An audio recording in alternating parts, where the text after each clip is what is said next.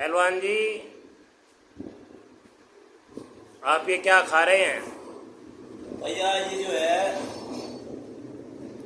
ये बसम है भाई। दोस्तों बसम है, पहलवान नहीं है ये बसम। भाई ये दूध है। कहीं का है पहलवान जी? भेड़ का है 100 ग्राम। देसी बकरी का है 100 ग्राम। भाई 40 रुपये का देसी बकरी का रहा और 60 रुपये का भेड़ का रहा। और बसम खा ली। ये पावर है भाई, अब देख लो। पावर इसे बोलते हैं।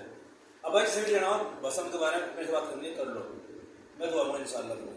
और मैंने गारंटी है मेरी 1 महीने की दूँ। ऐड लेने का अब पावर आ गई, ऐड खत्म पावर आ गई, बड़ी पावर आ गई, देख लो। ठीक है, ये बसम है भाई। सुनना बसम भाई, बाबा।